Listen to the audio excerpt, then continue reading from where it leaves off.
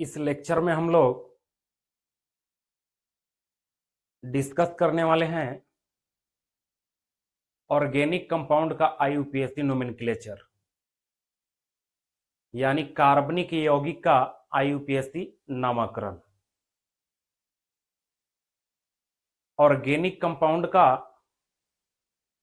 IUPAC nomenclature कैसे किया जाता है, उसके लिए क्या रूल है, क्या फॉर्मूला है,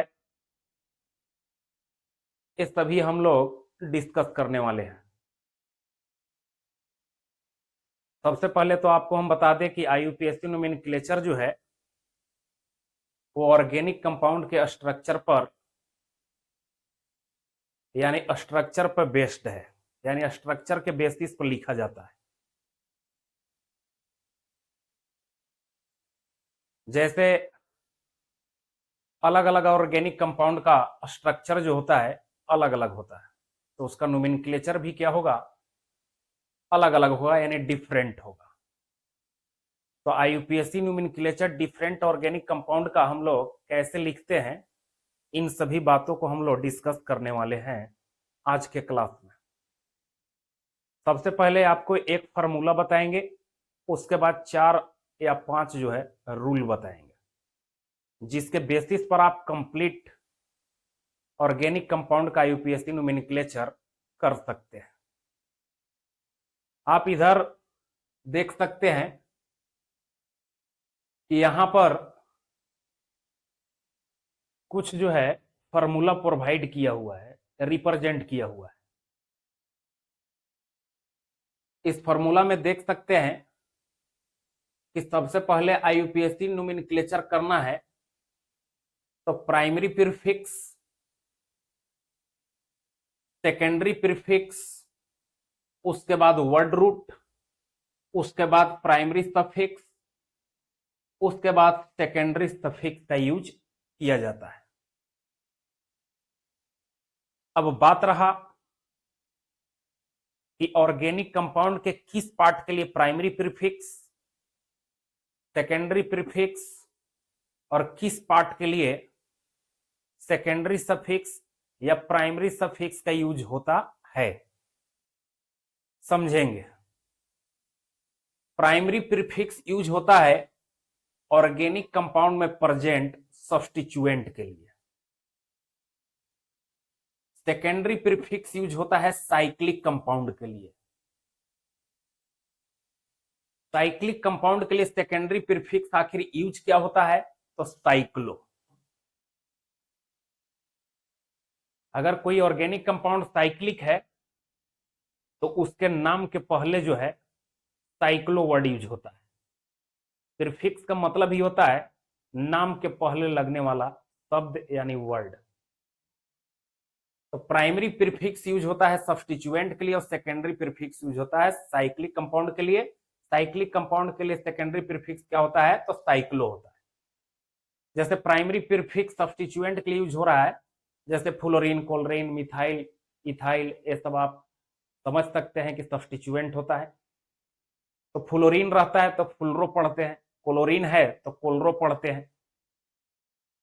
तो क्लोरीन का कोलरो क्या है, सब प्राइमरी प्रीफिक्स है। यानी इसका मतलब कि सब्स्टिट्यूएंट के लिए आपको यूज करना है प्राइमरी प्रीफिक्स और सेकेंडरी प्रीफिक्स यूज करना है किसके लिए, तो साइक्लिक कंपाउंड के लिए। क्या होता है सेकेंडरी प्रीफिक्स, तो साइक्लो होता है। जब साइक्लिक कंपाउंड रहेगा तब, ये साइक्लिक रहेगा तो इसका यूज नहीं करेंगे। उसके बाद है वर्ड रूट। वर्ड रूट का मतलब होता है नंबर ऑफ कार्बन एटम। जैसे एक कार्बन रहेगा तो एक कार्बन का वर्ड रूट होता है मेथ, 2 कार्बन रहेगा तो ईथ, 3 कार्बन रहेगा तो प्रोप। इसी तरह से आप समझ सकते हैं आगे की ओर। उसके बाद है प्राइमरी सफिक्स। प्राइमरी सफिक्स का यूज होता है नंबर ऑफ बॉन्ड के लिए, कार्बन कार्बन के बीच में कैसा बॉन्ड है, सिंगल बॉन्ड है कि डबल बॉन्ड है कि ट्रिपल बॉन्ड है। अगर कार्बन कार्बन के बीच में सिंगल बॉन्ड है तो प्राइमरी सफिक्स यूज होता है एन, डबल बॉन्ड है तो इन, ट्रिपल बॉन्ड है तो आइन।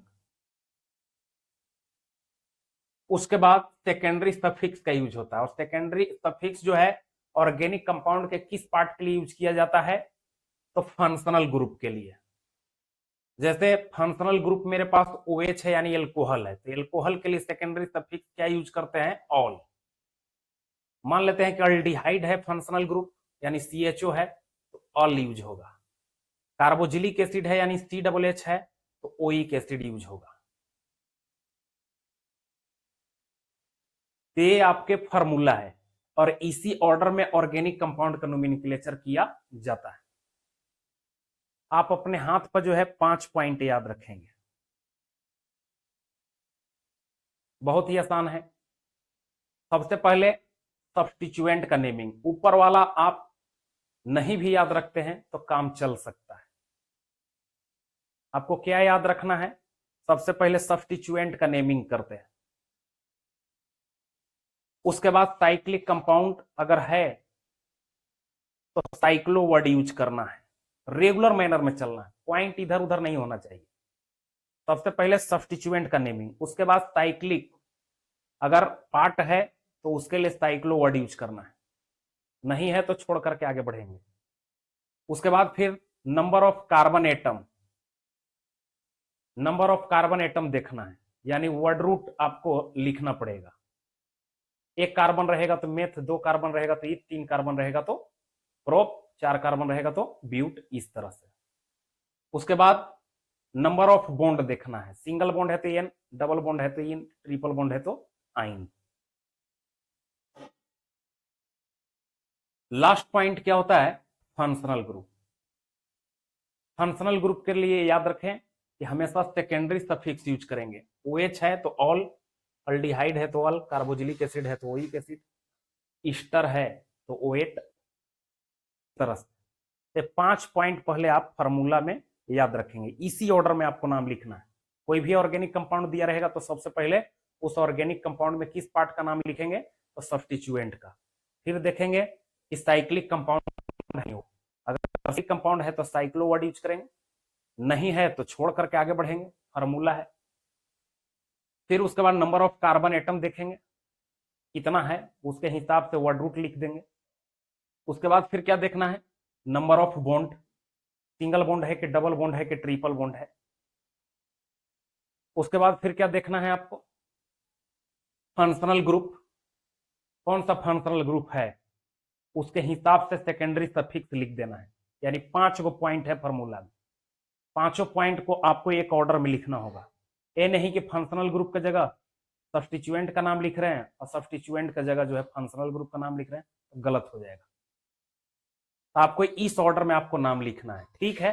ये फार्मूला अप्लाई करेंगे, हम लोग यूज करेंगे नाम लिखने के लिए, लेकिन कुछ रूल भी आपको याद होना चाहिए।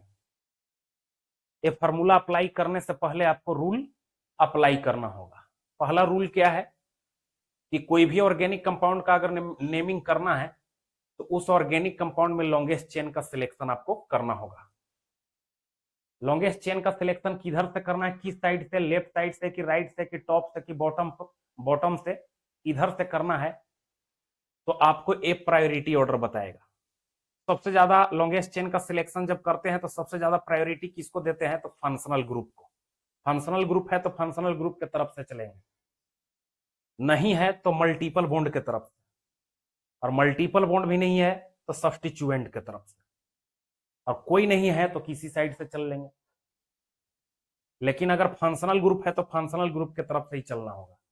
तो फर्स्ट जो रूल है सबसे पहले यही अप्लाई होता है, और बाकी का रूल आपको सिर्फ याद होना चाहिए, ठीक है। कैसे? तो यहां पे याद रखना है कि फंक्शनल, सेकंड रूल क्या है कि फंक्शनल ग्रुप में अगर कार्बन एटम आ गया, कार्बन एटम आ गया, कार्बन एटम,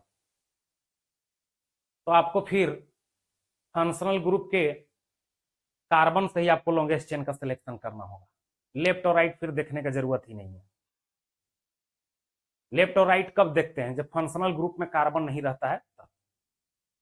तो ये सेकेंड रूल है। थर्ड रूल क्या है? तो थोड़ा सा स्लाइड चेंज करते हैं, वेट कीजिए।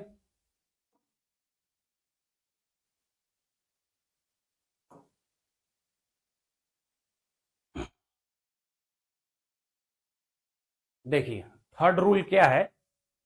तो थर्ड रूल कहता है कि right the name of substituent in alphabetical order. जब सब्स्टिट्यूएंट का नेमिंग करेंगे ना, तो सबसे पहले क्या करेंगे हम लोग कि कौन सा सब्स्टिट्यूएंट जो है अल्फाबेट में पहले आता है उसी का नेमिंग करेंगे। जैसे मान लेते हैं कि मेरे पास दो सब्स्टिट्यूएंट है, एक ब्रोमीन है और एक क्या है, क्लोरीन है। अब ये दोनों में से किसका नेमिंग पहले करना होगा? तो अल्फाबेटिकली जो पहले आएगा। ब्रोमीन बी से शुरू हो रहा है, क्लोरीन सी से, यानी बी वाले का नाम लिखेंगे पहले, चाहे इसका पोजीशन कुछ भी हो, अल्फाबेटिकली लिखा जाता है, सब्स्टिट्यूएंट का नेमिंग किया जाता है। फोर्थ रूल क्या है? Represent the position of functional group, multiple bond and substituent. जब सब्स्टिट्यूएंट, फंक्शनल ग्रुप और मल्टीपल बॉन्ड का जब नाम लिखते हैं, मल्टीपल बॉन्ड, बॉन्ड नहीं, सिंगल बॉन्ड का पोजीशन नहीं बताते, यानी पोजीशन किसका किसका बताना है नाम लिखने से पहले? फंक्शनल ग्रुप का, मल्टीपल बॉन्ड का और सब्स्टिट्यूएंट का, कि कितने नंबर कार्बन से ये अटैच है। नाम से पहले आपको पोजीशन लिख देना होगा। जैसे 3 पर क्लोरीन रहेगा तो 3 क्लोरो बोलेंगे। तो ये सब रूल आपको सिर्फ दिमाग में चलना चाहिए, लेकिन अप्लाई कौन सा करना है? तो फर्स्ट रूल जो बोले। रूल नंबर 5 क्या है? Use the word di, tri and tetra for similar group. अगर दो या दो से अधिक सिमिलर ग्रुप है तो डाई, ट्राई, टेट्रा वर्ड का यूज करेंगे नाम से पहले। जैसे 2 ठो क्लोरीन है तो डाई क्लोरो बोलेंगे, 3 ठो है तो ट्राई क्लोरो, 4 ठो है तो टेट्रा क्लोरो बोलेंगे। इसी तरह से कोई भी सिमिलर ग्रुप रहेगा एक से ज्यादा तो उसके नाम से पहले जो है, ठीक है, डाई, ट्राई, टेट्रा वर्ड का यूज किया जाएगा। अब फार्मूला और रूल दोनों को हम लोग यूज करते हुए एक ऑर्गेनिक कंपाउंड का हम लोग नोमेनक्लेचर करते हैं। ये आप लोग को दिख रहा है कि एक ऑर्गेनिक कंपाउंड है, इसका नेमिंग करना है, आईयूपीएसी नेमिंग करना है। तो कैसे करेंगे? तो सबसे पहले पहला रूल आपको याद होना चाहिए, फर्स्ट रूल अप्लाई करना है सबसे पहले, सिलेक्ट द लॉन्गेस्ट कार्बनिक चेन। यही था first rule, select the longest कार्बनिक चेन। लॉन्गेस्ट कार्बनिक चेन का सिलेक्शन करना है। कैसे? लॉन्गेस्ट कार्बनिक चेन का सिलेक्शन करने का आपको बताया कि सबसे पहले किसको ध्यान में रखते हैं? तो फंक्शनल ग्रुप को। तो फंक्शनल ग्रुप है कि नहीं इसमें देखेंगे, अगर नहीं रहेगा तो फिर मल्टीपल बॉन्ड देखेंगे। मल्टीपल बॉन्ड का मतलब क्या? डबल और ट्रिपल बॉन्ड। अगर मल्टीपल बॉन्ड भी नहीं रहेगा तो फिर सब्स्टिट्यूएंट देखेंगे, chlorine, bromine, ethyl, methyl, nitro, nitroso, ये सब क्या होता है? सब्स्टिट्यूएंट होता है। लेकिन आपको फंक्शनल ग्रुप अगर ऑर्गेनिक कंपाउंड में है तो मल्टीपल बॉन्ड और सब्स्टिट्यूएंट पर फोकस करने की जरूरत नहीं है। यानी सबसे ज्यादा प्रायोरिटी किसको देखते हैं, किस ग्रुप को? तो फंक्शनल ग्रुप को। तो देखिए तो इस कंपाउंड में फंक्शनल ग्रुप है कि नहीं? तो है। OH क्या होता है? फंक्शनल ग्रुप होता है। फंक्शनल ग्रुप है तो फिर देखेंगे किधर से नियरेस्ट पड़ेगा, बात खत्म हो गया। देखिए तो इधर से चलिएगा तो 2 पर मिलेगा और इधर से चलिएगा तो तीसरे कार्बन पर मिलेगा। लेफ्ट से चलिएगा तो 2 पर और राइट से चलिएगा तो 3 पर। किधर से नियरेस्ट है? तो लेफ्ट साइड से, तो लेफ्ट साइड से चलेंगे। फंक्शनल ग्रुप है तो किधर से नजदीक है, बस यही सोचा जाता है। कोई भी ग्रुप, जैसे मल्टीपल बॉन्ड के आधार पर हम लोग को लॉन्गेस्ट चेन का सिलेक्शन करना रहता है, तो देखते हैं कि लॉन्गेस्ट चेन जो है किधर से मल्टीपल बॉन्ड नजदीक है, उधर से चलते हुए लॉन्गेस्ट चेन का सिलेक्शन कर लेते हैं। तो देख रहे हैं कि इधर से आपको लेफ्ट साइड से नियरेस्ट है, तो इधर से चलेंगे। इसको क्या बोलेंगे? 1, इसको क्या बोलेंगे? 2, और इसको बोलेंगे 3, और इसको क्या बोलेंगे? 4। लॉन्गेस्ट चेन का सिलेक्शन करने के बाद सीधा फार्मूला में जाना है। बाकी का रूल आपको दिमाग में केवल चलना चाहिए कि कब डाई, ट्राई लगाना है, ठीक है, पोजीशन रिप्रेजेंट कब करना है, कौन सा ग्रुप का पहले नेमिंग करना है, ये रूल आपको याद रखना पड़ेगा। बाकी का रूल फर्स्ट वाला ही केवल अप्लाई होगा। फर्स्ट रूल अप्लाई करने के बाद सीधा फार्मूला में चले जाना है। कितना पॉइंट है? तो 5 पॉइंट है। आपको 5 पॉइंट में पहले का पॉइंट क्या बताया था कि सबसे पहले सब्स्टिट्यूएंट का नेमिंग करें। तो देखेंगे कि सब्स्टिट्यूएंट है कि नहीं, तो है। कितने पर है? 3 पर, तो क्या लिखेंगे? 3 कोलरो। और सब्स्टिट्यूएंट रहेगा तो और सब्स्टिट्यूएंट का नेमिंग कर लेंगे। नहीं है तो तो आगे बढ़ेंगे। सब्स्टिट्यूएंट के बाद फिर क्या देखते हैं, साइक्लिक कंपाउंड। साइक्लिक कंपाउंड है नहीं, ये साइक्लिक है। अगर साइक्लिक रहेगा तो साइक्लिक कंपाउंड के लिए सेकेंडरी प्रीफिक्स यूज किया जाता है क्या, तो साइक्लो। तो साइक्लो वर्ड यूज करते हैं अगर रहता साइक्लिक, तो नहीं है तो छोड़ देंगे। फिर क्या देखते हैं साइक्लिक के बाद थर्ड पॉइंट क्या है, तो थर्ड पॉइंट आपको था वर्ड रूट। वर्ड रूट का मतलब कि नंबर ऑफ कार्बन एटम, यानी कितना कार्बन को आप काउंट किए हैं लॉन्गेस्ट चेन में। तो कितना कार्बन को काउंट किए हैं, तो 4। तो 4 नहीं लिख देंगे, नंबर ऑफ कार्बन एटम के लिए हम लोग वर्ड रूट यूज करते हैं। तो 4 कार्बन का वर्ड रूट क्या होता है, तो ब्यूट होता है। तो यहां पर लिखेंगे ब्यूट। उसके बाद फिर क्या देखते हैं वर्ड रूट के बाद, प्राइमरी सफिक्स यानी number of bond in between carbon atom. Carbon carbon के बीच में कैसा बॉन्ड है, कार्बन कार्बन के बीच में देख रहे हैं कि सिंगल बॉन्ड है। तो सिंगल बॉन्ड के लिए हम लोग प्राइमरी सफिक्स क्या यूज करेंगे, तो एन। तो यहां पर एन हो जाएगा। उसके बाद फिर क्या देखते हैं, अगर डबल बॉन्ड रहता तो इन, ट्रिपल बॉन्ड रहता तो आइन। हाँ, लेकिन सिंगल बॉन्ड का पोजीशन नहीं बताते हैं, मल्टीपल बॉन्ड का बताते हैं। 2 पर रहता मल्टीपल बॉन्ड तो 2 इन लिखते हैं, ट्रिपल बॉन्ड रहता तो 2 आइन लिखते।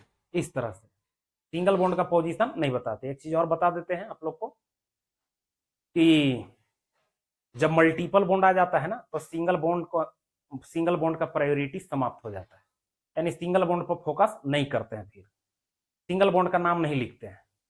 मल्टीपल बॉन्ड जब आ गया तो इसको भी याद रखना है। फिर क्या देखते हैं, फंक्शनल ग्रुप। तो फंक्शनल ग्रुप है कि नहीं, फिफ्थ पॉइंट में पांचवा पॉइंट क्या होता है, फंक्शनल ग्रुप। तो फंक्शनल ग्रुप है कितने पर है, तो 2 पर। तो पहले 2 लिखेंगे। और फंक्शनल ग्रुप के लिए हम लोग क्या यूज करते हैं, सेकेंडरी सफिक्स, याद रहे। तो सेकेंडरी सफिक्स OH के लिए क्या होता है, तो ऑल होता है, तो ऑल लिखेंगे। इस तरह से ऑर्गेनिक कंपाउंड का नोमेनक्लेचर किया जाता है। आप एक फार्मूला और ये 5 ठो अगर रूल याद रखे हैं तो 90% ऑर्गेनिक कंपाउंड का नोमेनक्लेचर आप खुद कर सकते हैं। तो इस लेक्चर में इतना ही। अगर वीडियो अच्छा लगा हो, लाइक सब्सक्राइब कीजिए और साथ में शेयर भी कीजिए। ज़्यादा से ज़्यादा जो है स्टूडेंट जुड़े मेरे साथ, ठीक है। इसके लिए शेयर करना भी जरूरी है। मिलते हैं नेक्स्ट लेक्चर में।